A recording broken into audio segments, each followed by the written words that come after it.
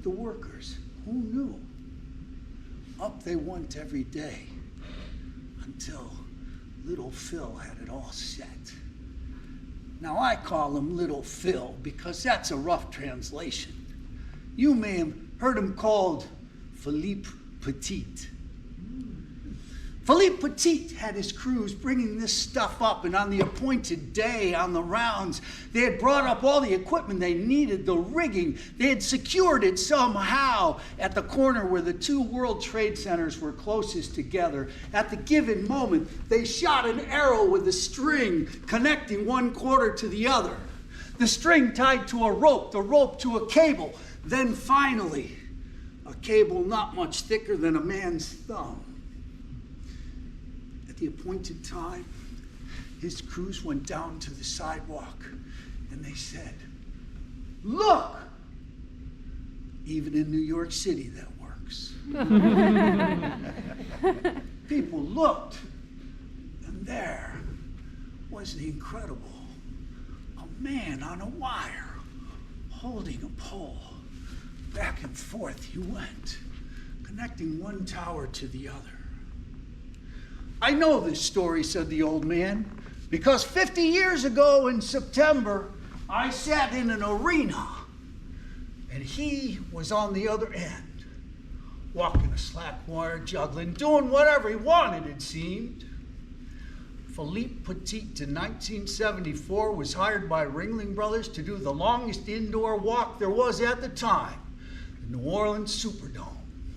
He was in the Venice Arena working out, getting ready, and I was at the Venice Arena, said the old man. I was there with 50 zanies, all convinced they were good enough. They had what it took to join the greatest show on earth.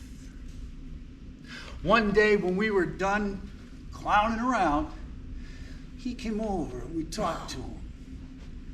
Eventually, someone asked him the obvious, "Philippe, weren't you afraid you would fall?" "Well," he said, "if you fall, you die. Do not fall." I think I wrote that in my notebook. The circus was filled with those kind of messages. Do not fall. When juggling, do not drop them. Cool. 1974. The old man would be telling these stories. His wife would walk by. She'd point to her watch. He'd hold up his beer. After this. He had a crowd. He had people listening. Once someone asked him about the circus. "Oh, yeah," he said. "My favorite act, favorite clown routine was called Cherry Very. Ask me what it means." What's it mean? I don't know. I do know this. I know how it worked. The whistle would blow. The ringmaster would make his announcement. "Ladies and gentlemen, a cavalcade of clowns." 10 of us, 12 of us. We'd run out. It was cops and robbers, but mostly robbers and just one cop. Keystone, if you like. We were 19, we were 23, we were crazy. We'd run as fast as we could. I had a friend who would run, jump up in the air, and his feet would still be going. I don't know how he did that. We'd run down the backtrack past ring 3, ring 2, into ring 1. We'd turn left and hit that mini trampoline, go over the vaulting box, maybe this high, a crash pad maybe this deep, just waiting to catch us.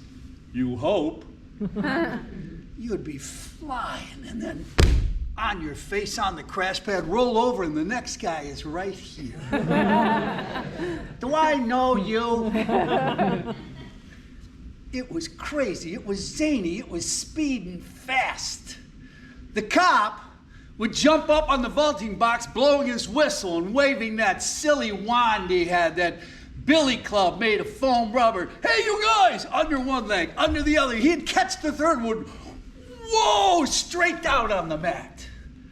The guy would do a dive roll off. Here comes the deck. Do I know you? Off he'd go. For the finale, the cop would slip. Whoa! Flat down on top of that vaulting box. Boom, boom, boom, clown Jenga. Then the littlest guy, of course, the littlest guy. Wow, that's comedy.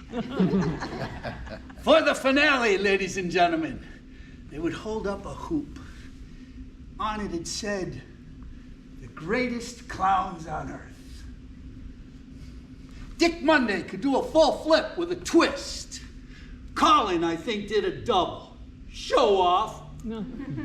I was a tall drink, a skinny drink, a tall skinny drink, a 19-year-old, a 20-year-old. I went through, I said, I'm going to do a flip. I did a flip. The top of that hoop and my heels met. Down it came for just a split second. I stood up, beautiful white face with a lovely red stripe. Madison Square Garden. I sat on the ring curb. The event ended. We marched off. Hip ho, hip ho, hip ho. The whistle blew. I walked back to Clown Alley. Chico, the boss clown, said, "Aren't you lucky?" Huh? Big red stripe. My chin opened up. He said, "Madison Square Garden is the only building that we tour that has a doctor." I walked down the hallway. I found a doctor. He looked at me. He cleaned a postage stamp of makeup. "Thanks, Doc." And then he threaded the needle, talked to me, pinched it a couple of times. He sewed me up 4 or 5 stitches. I don't know. I went back to the rest of the show. But before I left the doctor, I turned to him and said, "Hey, Doc, I've had stitches a couple of times. I don't recall a numbing agent. What'd you use?" He said, "Oh, son, that's what adrenaline's for." Thanks, Doc. Hockey doctor. The old man had all these stories. They seemed bottomless. Been to every state in the Union except Hawaii. Can't get my car to swim. Bad jokes. I'd look at him sometimes and say, "You know, old man, that's not entirely true." If I recall correctly, you told me you went to Alaska years later. Mark Twain used to say, "Never let the truth get in the way of a good story."